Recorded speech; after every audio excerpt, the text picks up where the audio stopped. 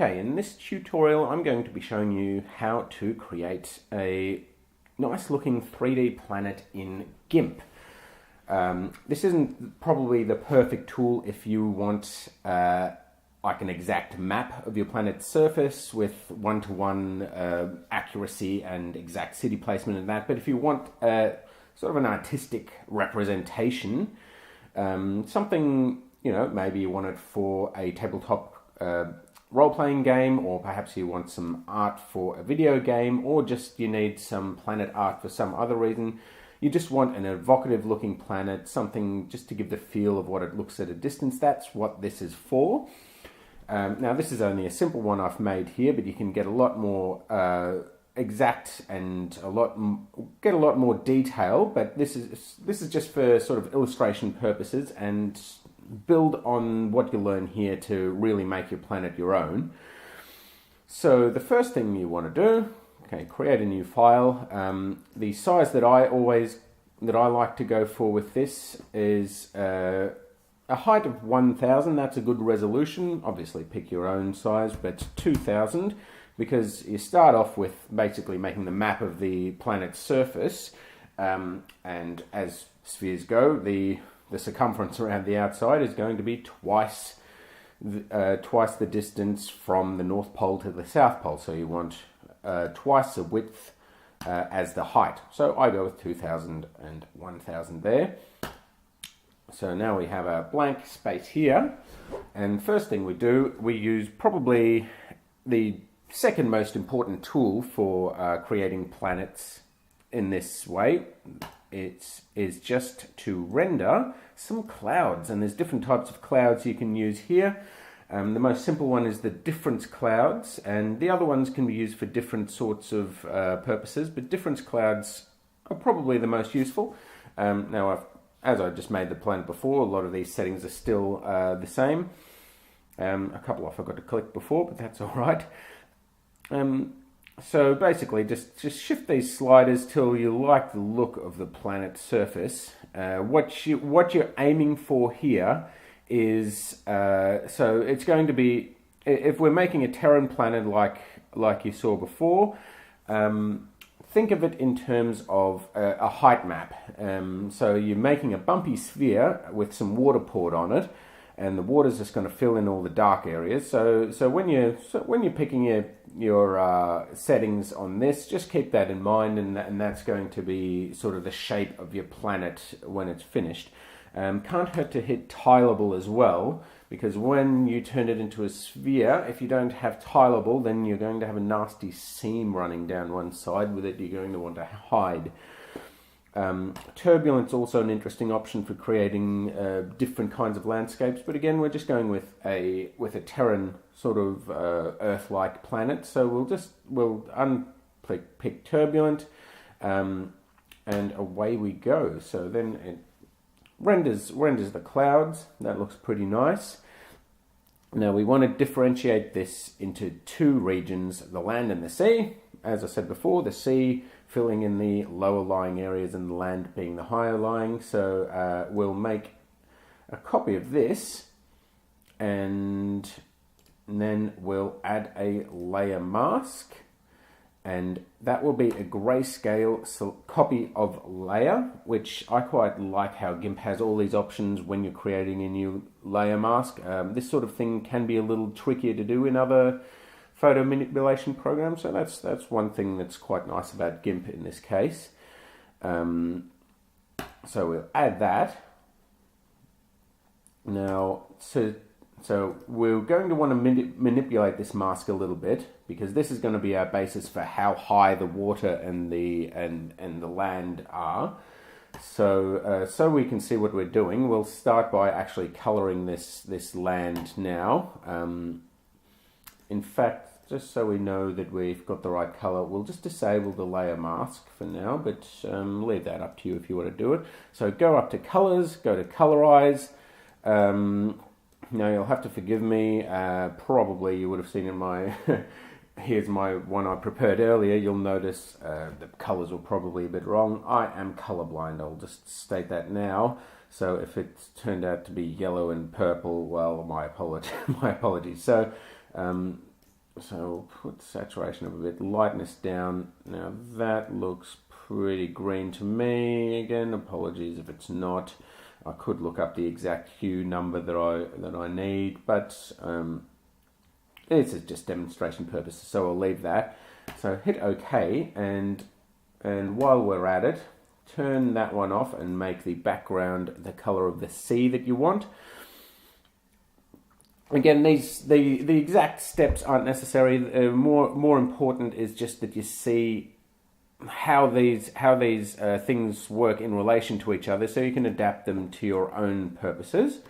So we'll make it blue looking. It's probably going to be purple, but that even looks purple to me. That's fine. So hit OK. Now turn this one back on, and now we can start messing with this mask here to give us the differentiation between the land and the sea. Don't forget to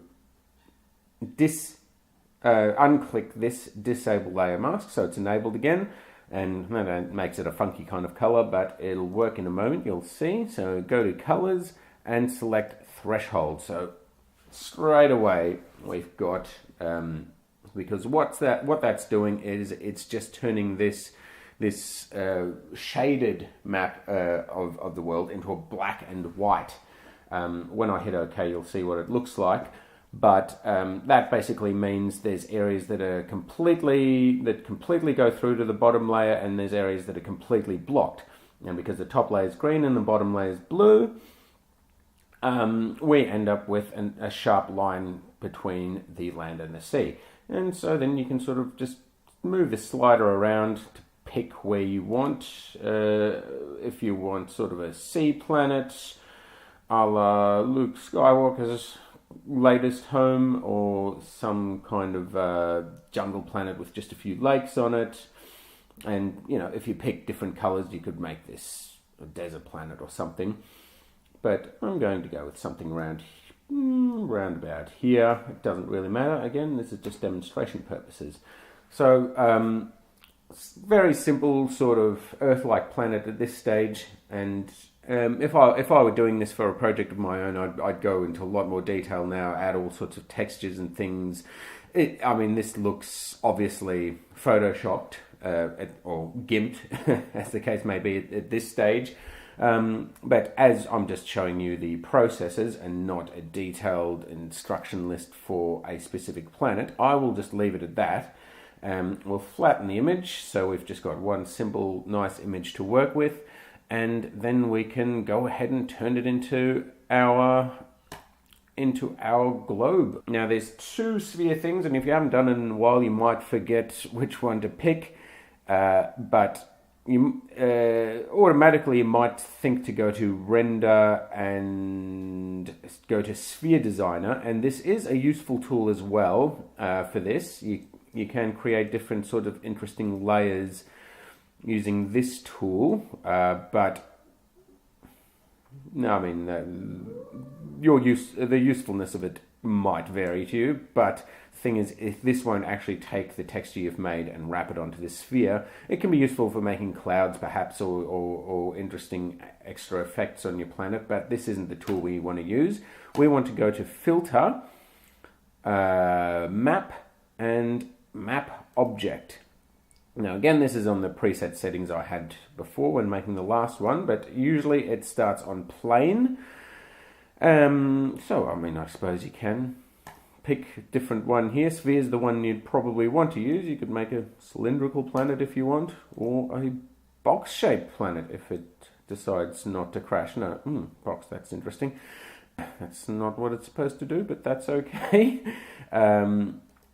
You could go plane for those flat earthers amongst you, but I'm a traditionalist, you know, call me a conspiracy theorist, but I happen to believe that our planet is round. But yeah, so this is sort of where it all comes together, and you can see basically everything it does here, but I'll go through the options anyway.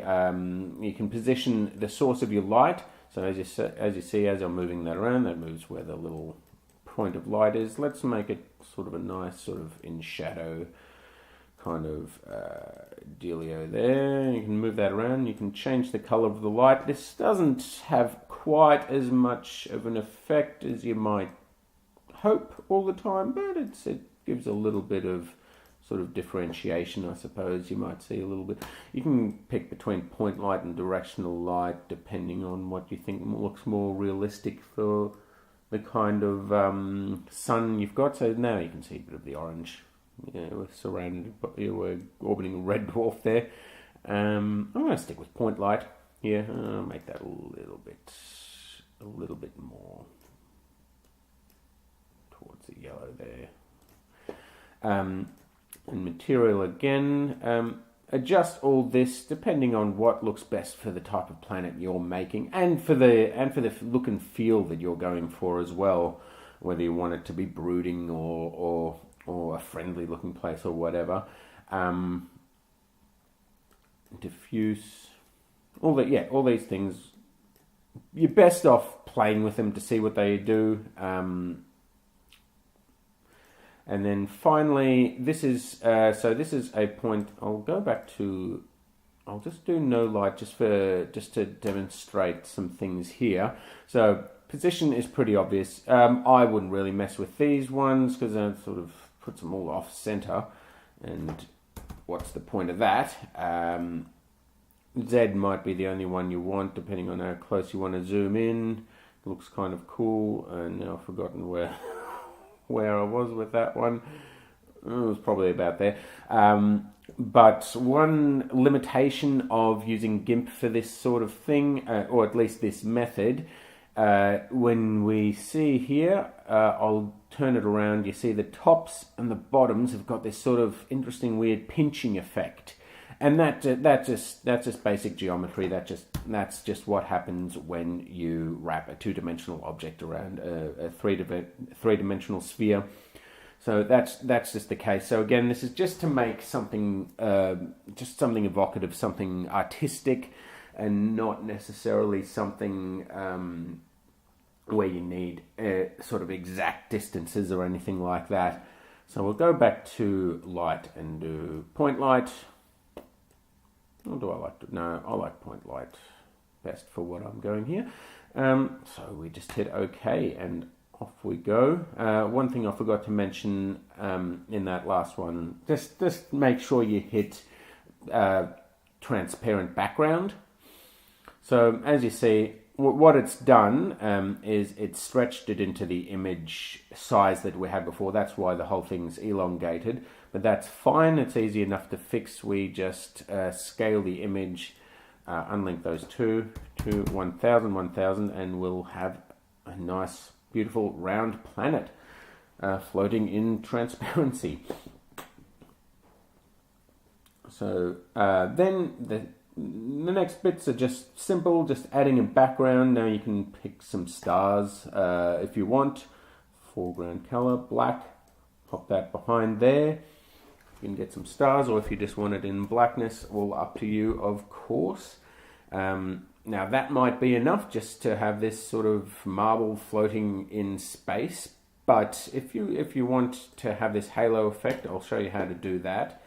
Again, different ways, and sometimes I have roundabout ways that are just what I'm used to doing. But in short, what I do is alpha to selection, so that puts a selection around the planet. Add a new layer, and we want the background color because we want a white halo. Now we want the halo to extend a little bit past the planet. This method will actually work if you don't expand it, but I'm just going to do that anyway. You just grow by, I did 10 on the last one, it was a bit more than I wanted, so we'll just grow by 5, so it's extended a little bit past the planet there. And now we want to add a layer mask of the selection, and if we go to select none, we can already see it's a solid white line at this stage, and all you need to do to fix that, to make that a nice sort of fuzzy halo, it's simple. Just make sure you click the layer mask, of course, filters, blur, and Gaussian blur is always, in my opinion, the best blur to use. And a fairly large blur will always be fine. Just hit OK. I quite like that. If you don't like it, just hit undo and just mess with it again. But in short, that's all it really takes to make a planet simply and quickly in GIMP. Again, if you look at it, it looks reasonably nice, but it probably doesn't look quite as good as some of the other artistic representations you see online, and that is just simply a matter of time spent creating the texture of the planet. So this basically has perfectly smooth textures, just with different colors on them, and that gives it that sort of really computer generated look. But adapt your tools. So there's heaps of tools available to GIMP and more you can download. And it's just really a matter of using different... So yeah, clouds are very useful. Different layers of clouds on top of each other. Don't forget to use these different opacity methods here. So overlays and darkens and things like that. Create some different layers with sort of complementary textures, and then play around how the differences work with each other. If you like sections of a certain layer, use a lot of the threshold there, even levels as well. Play around with all these settings just to see how they interact with each other and create different sort of textures and levels to your planet. Don't forget to play around with artistic. All these things create textures and things as well. So you can come up with all sorts of things. Dunes and rocky areas and rock planets. I came up with one a while ago that had metallic looking oceans. There's plenty of things you can do, and perhaps if there's enough interest and I have the time, I can do a follow-up video just to go through some of these. But for now, I just encourage you to just have a bit of a play. And it's as simple as, creating a texture and then going to filters and map it onto a globe. So there you go. That is making a planet in GIMP. Now, just before you go, I'd like to take this opportunity to plug my other channel, which I'm just starting up, called Micro Show.